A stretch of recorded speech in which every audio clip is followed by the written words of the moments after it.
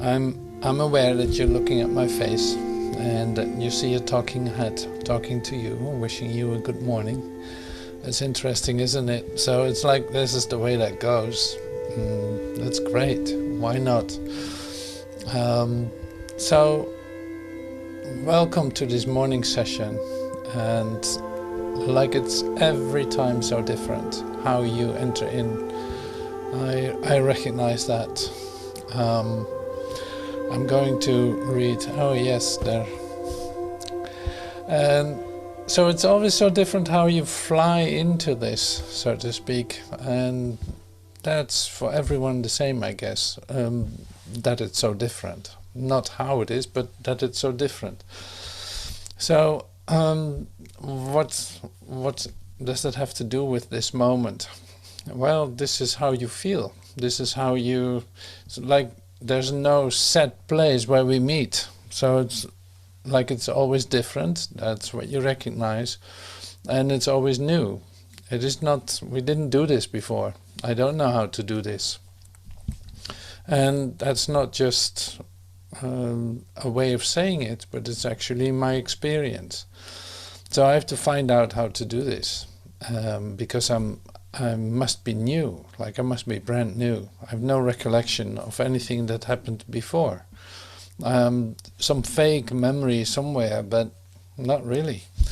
So here we are with another opportunity to enter into the present moment and to just be here, present, and see what happens, what is given us today to take a look at, or to experience, to relax into it. And one strong feeling I have right now is like, well, we're going to take it really easy. We're going to take it really easy. It's like, oh yeah, no, it's going to be so comforting. It's going to be so warm, comforting, relaxing, taking time for this to come to us, but in a way that will help us to deeply embed ourselves into our withinness. I don't even know what that means when I say it like this, but it sounds really great to me. So starting with some relaxation, with some words that will calm you down even further. And we will have some quiet time and look at certain things that come up. I feel something coming up with chapter 3 that I'm still continuing to look at, and I will share that with you later. But first we're going to start with an idea that is forgiveness. But we use this now to settle in, to relax into it, and to be comforted by the idea. So I'm going to use some of the words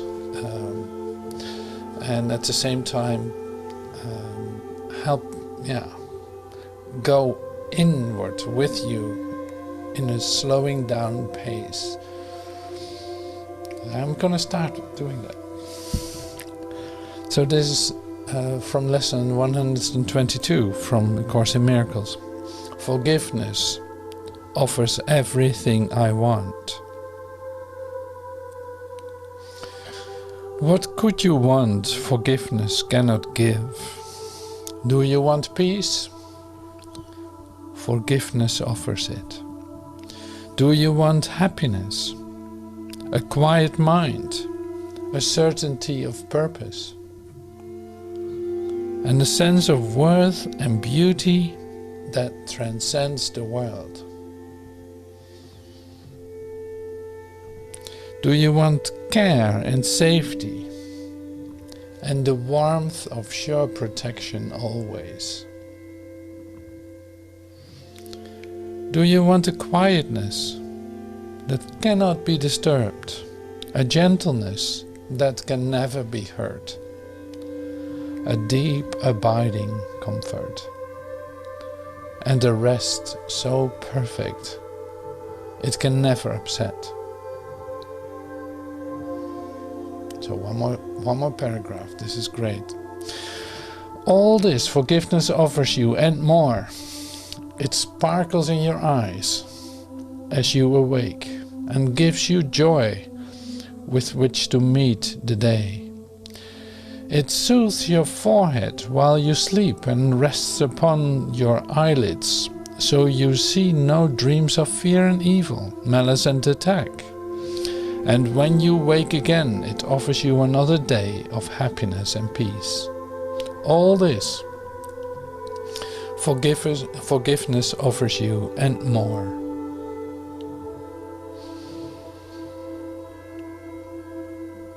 Maybe one more paragraph. Forgiveness lets the veil be lifted up, which hides the face of Christ from those who look with unforgiving eyes upon the world. It lets you recognize the Son of God and clears your memory of all dead thoughts, so that remembrance of your Father can arise across the threshold of your mind. What would you want forgiveness cannot give? What gifts but these are worthy to be sought? What fancied values and trivial effect and transient promise never to be kept can hold more hope than what forgiveness brings? It's okay, we leave it for that.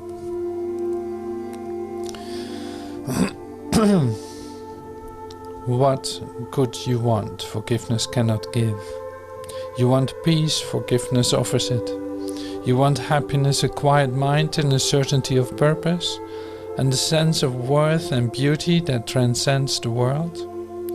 Do you want care and safety and the warmth of sure protection always? Do you want a quietness that cannot be disturbed, a gentleness that can never be hurt, a deep, abiding comfort, and a rest so perfect it can never upset? All this forgiveness offers you and more.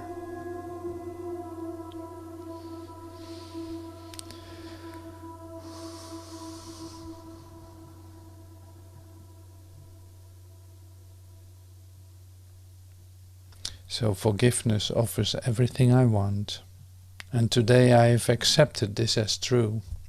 Today I have received the gifts of God. So we're going to stay with this for just a moment. Forgiveness offers everything I want, just to allow that to affect us. So we will be quiet for some time.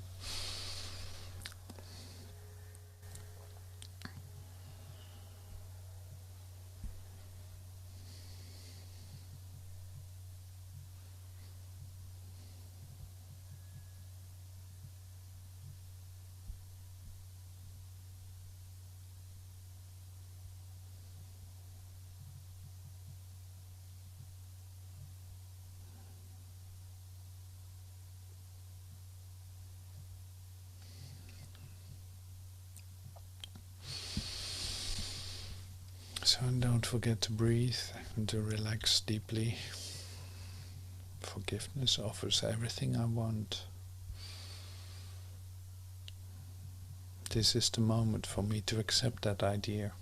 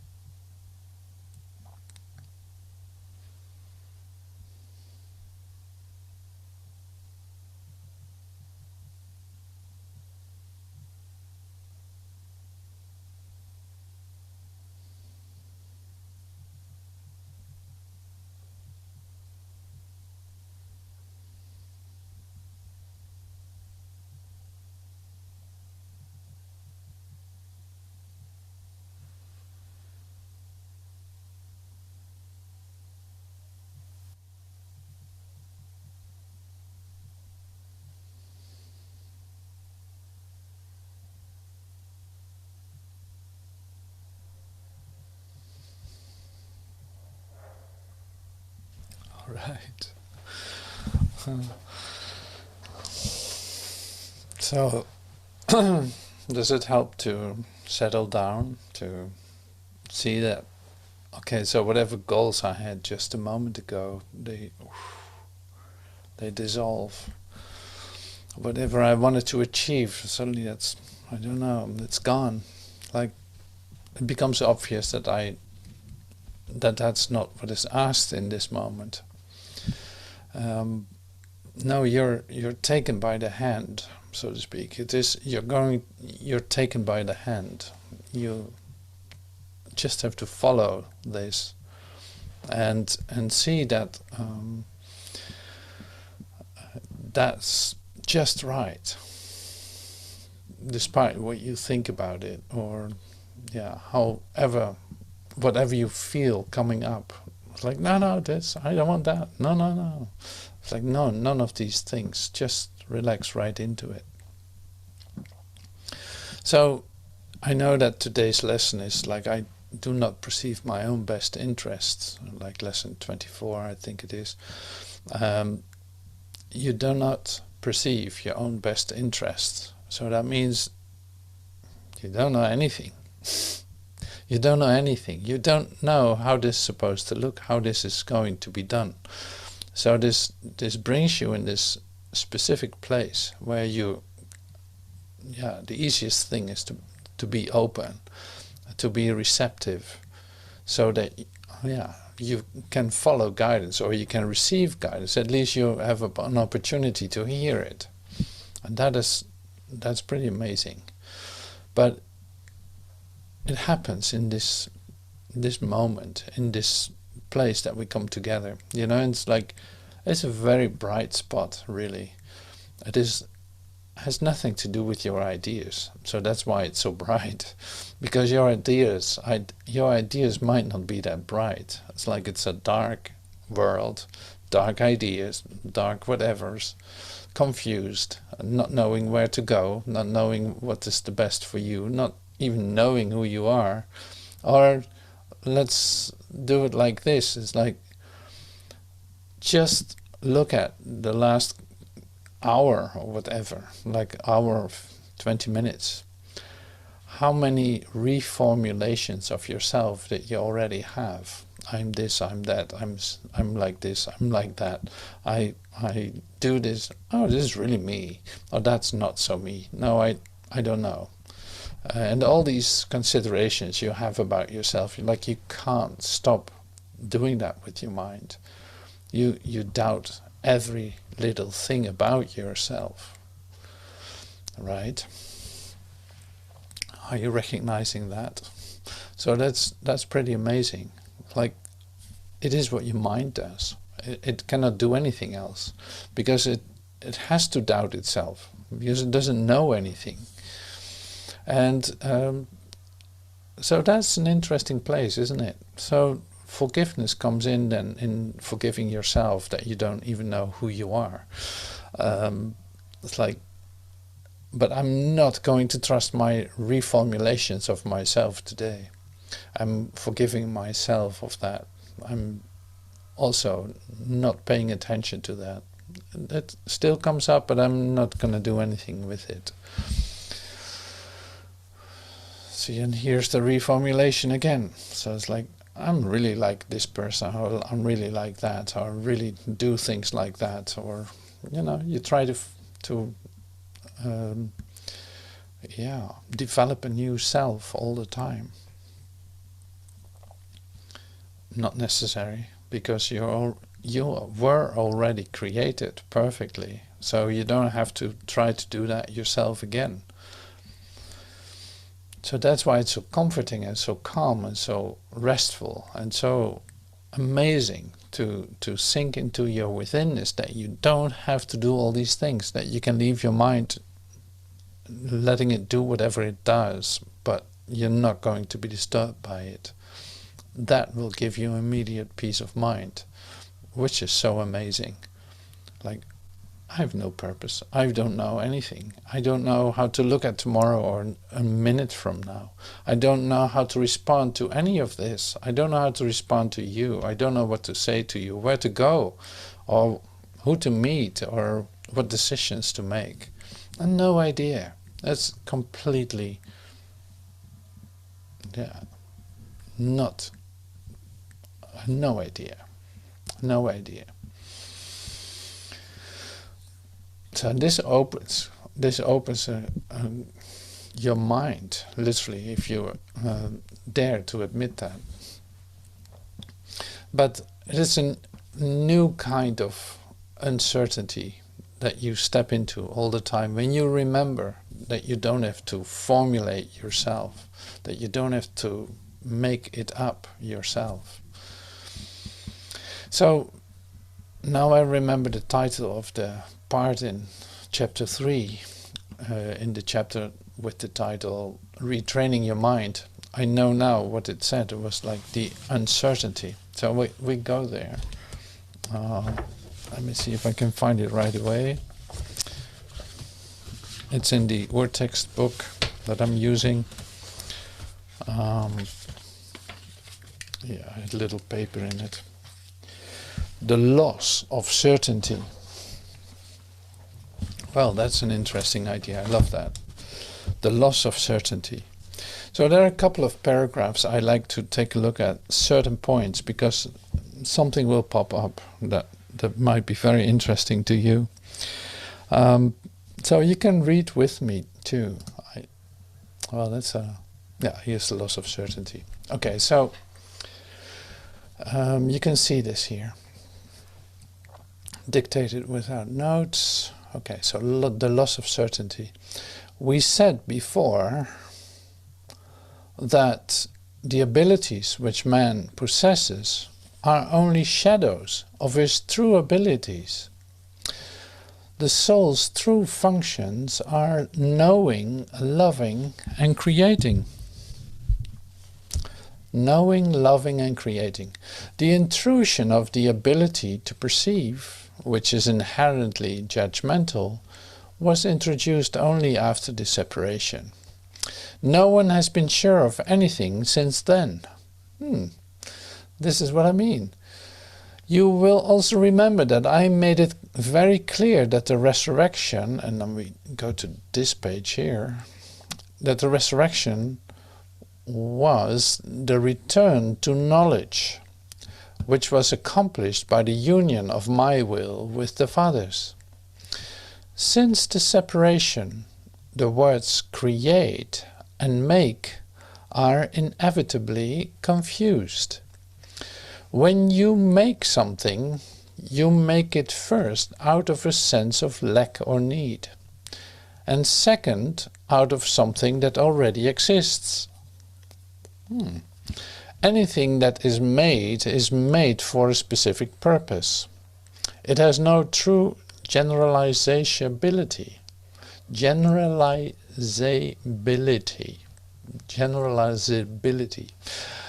And when you make something to fill a perceived lack, which is obviously why you would make anything, you are tacitly implying that you believe in the separation. Knowing does not lead to doing, as we have frequently observed already. I'm going to continue.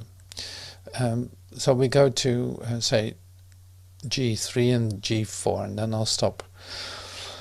Whatever appears to be contradictory about the differences between knowing and perceiving, and revelation and miracles, is again the fallacy that is the root of all subsequent errors. The miracle was associated with perception and not with knowing. However, we also noted that prayer is the medium of miracles and also the natural communication of the Creator with the created. Prayer is always an affirmation of knowledge, not an accurate perception. That is why, unless perception has entered into it, it calls on revelation. So here we are. the confusion between your own creation and what you create is so profound that it has literally become impossible to know anything. Because knowledge is always stable, and it is quite evident that human beings are not stable. Nevertheless, they are perfectly stable as God created them. In this sense, when their behavior is unstable, they are obviously disagreeing with God's idea of creation. This is a fundamental right of man, although not one he would care to exercise if he were in his right mind. Oh my God, I love this. So, you don't know anything, so you make things up. You choose to, say, engage in an unstable, say, state. But if you would be in your right mind, you would not do that, is basically what it says here. That's pretty amazing. So, and we were, say, I'll put this away. So we were able to, say, enter into this separated state, into the separation, to discover that our will is separate from God's will. Like we can actually do things, we think we can do things that are not in line with God's will, and this we call this our free will. So even though it leads to big disasters and dramas and creates all kinds of unwished for situations, we can't stop ourselves doing it. That's really something else. So we keep practicing that. That's so weird. That is so weird. Like, who in his right mind would do that? That's a good question, right? So we can do things without wondering what the purpose of it is. And that becomes really fun to take another look at your world. It's like, see how many things that I do without wondering what the purpose is.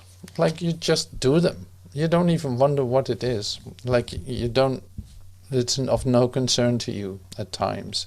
You don't know why you do the things. And then you wonder why it brings up conflict, or why you are in the situations that you find yourself, and why there's so much failure and disaster and all that. Like that is so amazing. Amazing in the sense of it is inevitable that it's going to happen if you don't know what you're supposed to do. But you're not wondering how you can come to the place where you actually are guided to do what you need to do, and seeing that it aligns perfectly with the whole universe. So if you would do that just for one day, you would never use it. You would never not use it again. You know, it's like you would always be using it because it is so much easier. So, and this is say in relationship with forgiveness, then it's really interesting, because it's like all these things that you think you want, if you wait a moment and allow it to collapse, to let it fall apart, suddenly you see where you are, where you walk, so to speak. You see where you walk. You don't have to follow up on these things that you were thinking before. So it's like that's a real practice. But it brings you back continuously, it brings you back to, I don't know anything. So I'm going to be guided. I'm asking for guidance. I need to be guided because I'm deaf, dumb and blind. I have no idea. I'm reformulating myself while I was created by God perfectly. I keep reformulating the ideas about myself on a continuing basis and act accordingly. Yeah. Try to look for anything that you think you need. Try to look for anything that you think you need without wondering who you are and reformulating who you are. I can give you some examples if you can't get to any of them. So it's like, okay, so I see this I see this beautiful phone that would be so excellent to use for me, because my definition of myself, say, confirms that I need a thing like that. So this you get bombarded with on a daily basis if you go to Instagram or Facebook or whatever you're watching on YouTube. It's like it's coming to you. There's an apparent need being formulated, and you associate it with yourself and reformulate yourself. So you're wondering if that's something for you. You're wondering if that thing that is being offered to you might actually be the perfect thing for you. It's like this is the temptation that goes on more and more and more and more and more. It's like I don't think that the temptation to see that, to see the things and the reformulation that takes place, has ever been on a scale like this in the human realm. Like, how many ads do you see in a day? How many invitations to reformulate yourself are there? So it's good to be aware of, that's what I'm saying. It's like that doesn't give you peace of mind. It doesn't give you anything that you actually need. So you end up with a lot of stuff if you would buy it, or with something that will never satisfy. Even that too. So one thing it's good to be aware of that's the thing that is going on in your mind. Like reformulation is proof. Yeah, that's what I do in the daytime. This is what my mind does continuously.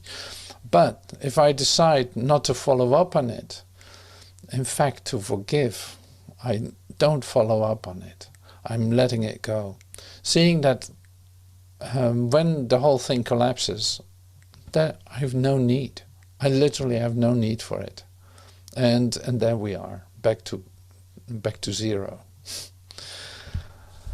So you keep repeating that cycle a lot, I know for sure. Like I recognize that it's happening in my mind, and see like, oh my God, you can't believe it.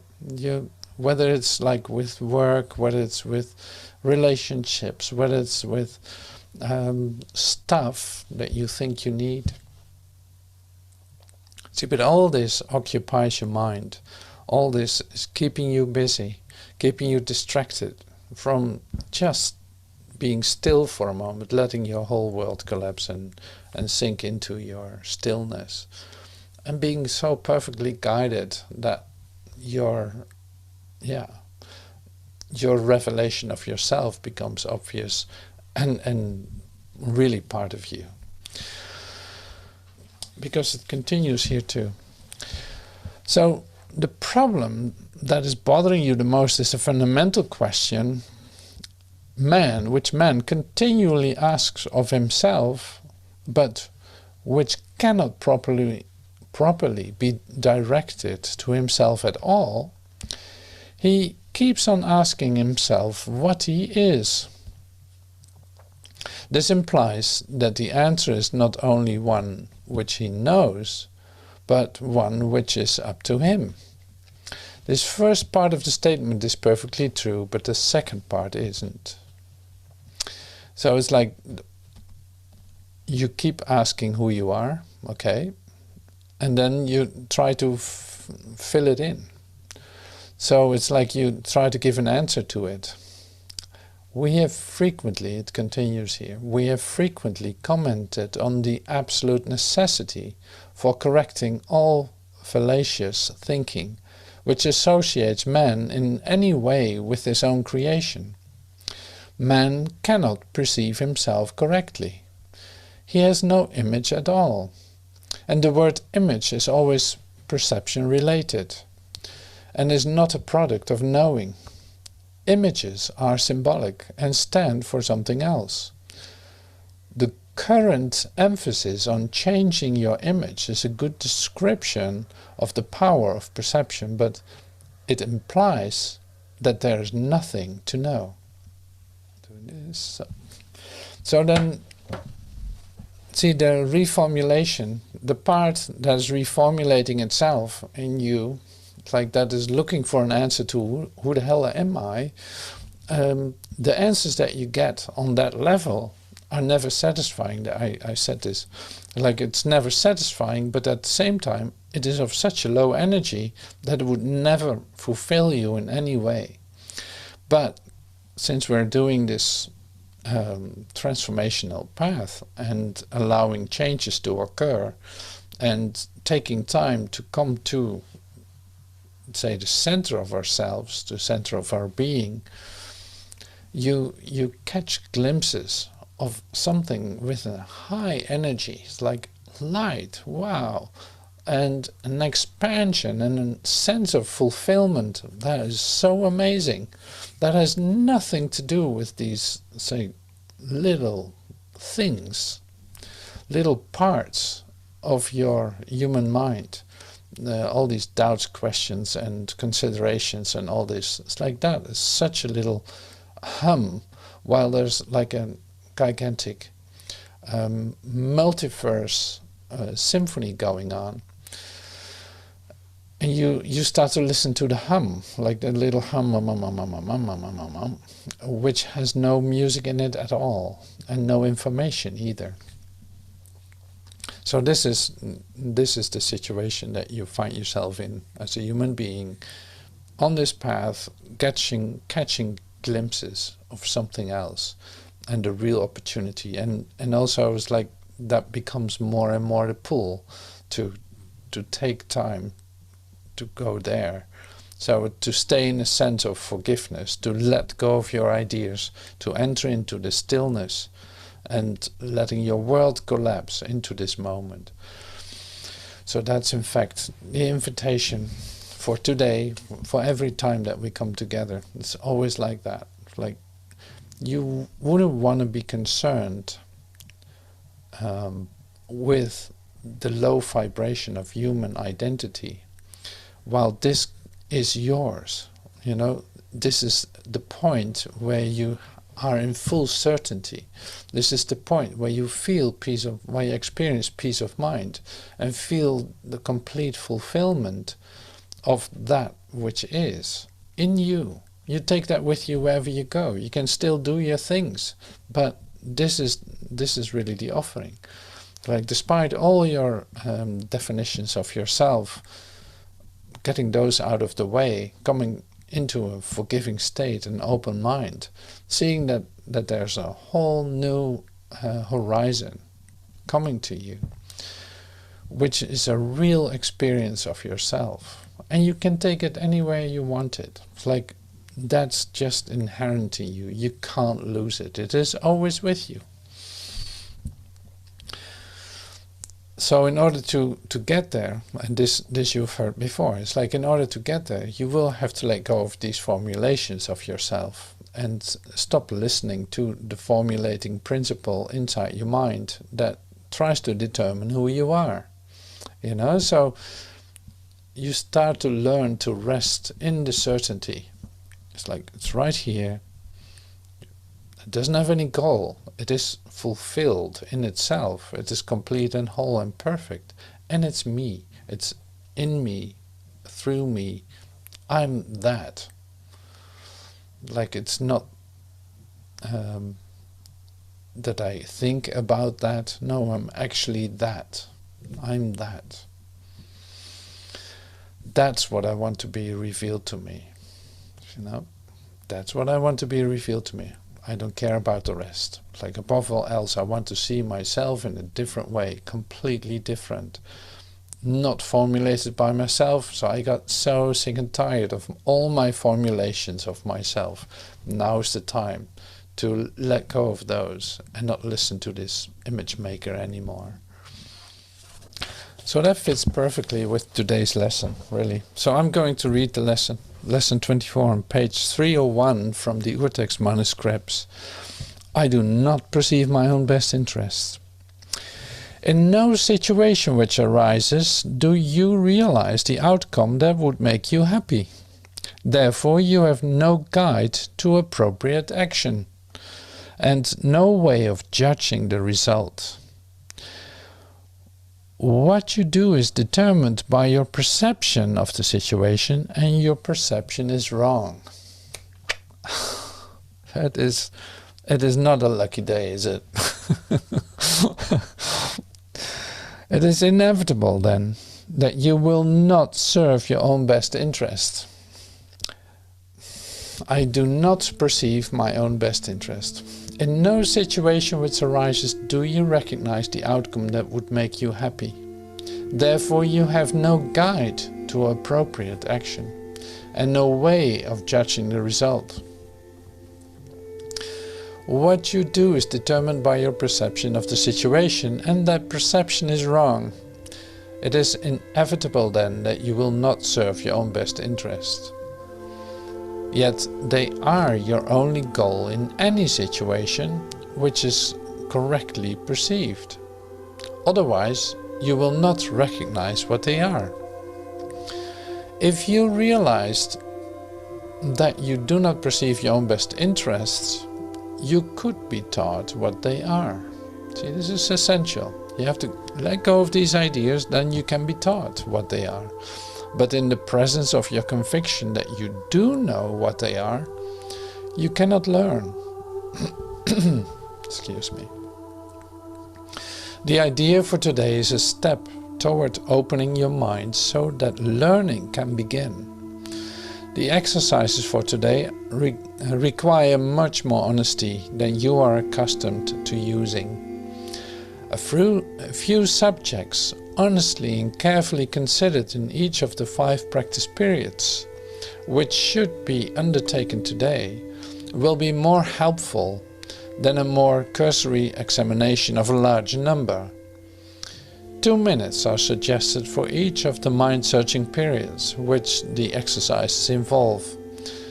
Practice periods begin with repeating today's idea, followed by searching the mind with closed eyes for unresolved situations about which you are currently concerned. The emphasis should be on uncovering the outcome that you want. You will quickly realize that you have a number of goals in mind as part of the desired outcome, and also that these goals are on different levels and often conflict. Name each situation that occurs to you and enumerate carefully as many goals as possible that you would like to be met in its resolution. The form of each application should be roughly as follows. In the situation involving this and that, I would like that and that to happen, and this to happen too, and so on. Try to cover as many different kinds of outcome as may honestly occur to you. Even if some of them do not appear to you to be directly related to the situation, or even to be inherent in it at all. If these exercises are done properly, you will quickly recognize that you are making a large number of demands of situations which have nothing to do with it. You will also recognize that many of your goals are contradictory, that you have no unified outcome in mind, and that you must experience disappointment in connection with some of your goals, however the situation turns out. After covering the list of as many hoped-for goals as possible for each unresolved situation that crosses your mind, say to yourself, I do not perceive my own best interest in this situation, and go on to the next. So you can definitely do this. So it's great to take time to do this and do it.